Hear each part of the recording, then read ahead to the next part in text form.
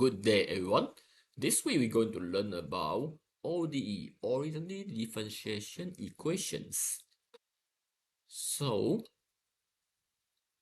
this is the example of the application of ODE. So first, we have a y and also the s. Normally, if we have an equation of y, we substitute the s value, then we can get the y. And then we substitute the Sn plus 1 to the y equation, we can get this value. And so on and so forth. Am I correct? So this looks like very straightforward. But in reality, maybe we don't have a y equation. We don't have a y equation due to some reasons. Okay, but we have the so-called dy ds in terms of the function of an sy. Okay, we have a differentiation equation that represent the change of this parameter. And if we know the h, the step size, how long that we get this rate of change, then we can estimate the next y value when the s equal to Sn plus 1, and so on and so forth. For the when the s equal to Sn plus 2, we can estimate this point, okay, if we know the rate of change. So this is the first method that you're going to learn in this chapter, the ODE chapter, the initial value problem. For the initial value problems, I'm going to introduce you the Euler's method, while we have second part of this chapter that will be the BVP, boundary value problem. So as a name stated there, for the initial value problem, initial value will be given as I demonstrated in the previous slide. So once we have an initial value, we don't have an initial equation, but we have initial value. And then we have a rate of change. We can estimate the next value for the model or for the equation, even though we don't have an equation. So for the boundary value problem, as the name suggests that two values will be given, the boundary value. So this will be the second part of this chapter. Euler methods or the Euler's methods. Euler's method basically actually it comes from the Taylor series. As you can see here, the equation is a Taylor series. So we're going to take the two part of the Taylor series. As you know that the Taylor series will be very long. So we only take two terms of the Taylor series as a Euler method. And then you also know that this, the y prime is the differentiation equation, the dy ds. So for the Euler method, we name it as in the function of the sy. So you can see this f in the function of sy equal to the first order differentiation equation. Okay, please take note about this thing. And then we can replace this with a f in the function of sy. Since this for the initial value, so the y0, if the initial condition is 0, must be given, okay, must be known. And then we can estimate the next y. If the present is a y0, that means we're going to estimate the y1 using the Euler's method. So again, since this is the video lecture, so please pause the video from time to time if you need some time to think about. Okay, so here is something that you can ask yourself. Basically, this equation is the same equation that we see before when we are doing the first order differentiation equation. So you can pause the video a while to think about which equation can be rearranged from this Euler's method. Okay, very quickly, let us take one example. Again, please pause the video if you need to do some writing.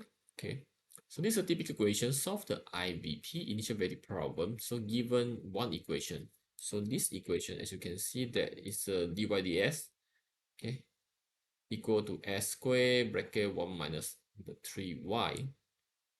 Initial value is given, that's mean when s equal to 0, equal to 1, okay.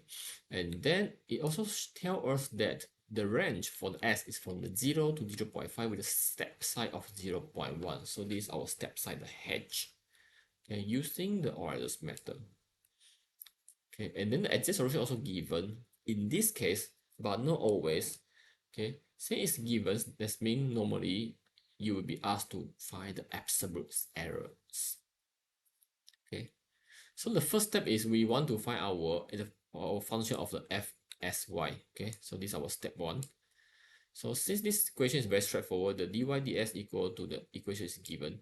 So please bear in mind that in some cases the dy ds will be represented like this. If this is the case, that you need to rearrange the equation, so you will get the dy ds equal to something. Okay, let me repeat. You must get dy ds equal to something. So this something will be your f in the function of sy. Okay, this is step one. Step two, we're going to feed all the information in a suitable table. Okay, so since the step size is given 0, step size is 0 0.1. Okay, the range from 0 to 0 0.5 as we read from the equation. So you can fit in this one 0, 0 0.1, 0 0.2, and so on and so forth. And initial value also given is 1, so you can write it here. So basically, these are the information that we have from the question. So next, that means we're going to using this y0 estimate to the y1. Okay, so here this will be your y when s equal to what, equal to 1. Okay, or you can just name it as a y1. Okay, so these are some notation that we're going to use, and here is a y2, and so on and so forth. Okay, so this will be a y2. So after you complete this, let's go to the next step. Okay, next step for this case, we very quickly, to using the given equation, we can find the exact solution, so that later on we can find the error. Okay, next, okay, here we go. The Euler method for the equation that you should bear in mind is this one. Okay, the f in the function of sy is also given here. And then if we move to the next step, so it might be slightly confused at the beginning. So let us make it simple. We start with I equal to 0. So when I equal to 0, you substitute those I in the equation, in the Euler's equation. So you get here y1 equal to y0 plus the step size 0 0.1 multiplied to the what? To the function of sy. So here is, if you can see here, all we use is the y0 and also information of s0 only. So that's means we're going to using y bar here to estimate the next step, that is the y1. So after you substitute all the information, then you still get the 1, because in this case, the s is equal to 0. Okay, so after you get this one, you substitute here, and then you repeat again. Next, we will let the y equal to 1, as you can see here. Okay, when the y equal to, when the I equal to 1, so here we will get the y2 equal to y1 plus, and so on and so forth, that we can get the value 0 0.998. Again, the value written here is to let you familiar. So in the exam, please just write the final answer, while the rest you can key in your calculator. And we repeat to I equal to 2, and then this answer, and then we write it here, and so on and so forth. So this is the final answer. And here we go. So you know that you're going to repeat to estimate the next step from the present step. So this is the tips for you to key in the calculator. So you can press alpha y plus 0.1, the one is a step sign, and so on and so forth as that shown in the slide. That after you click calculate, that you can come out the answer for the next y very quickly. Okay, so please pause the video and do it by yourself for 10 minutes. After you done this, so please do this question and please pause the video now for 10 minutes and try to do it. The answer will be in the next slide. So I hope you already complete by yourself, already pause the video and complete by yourself and successfully take out the function of the sy equal to this, and then using the Euler equation you will get this, and then you also know how to using your calculator to key this equation and then start to fill in the table. Okay, if you're not yet done, please pause the video now for the time that you need to complete it.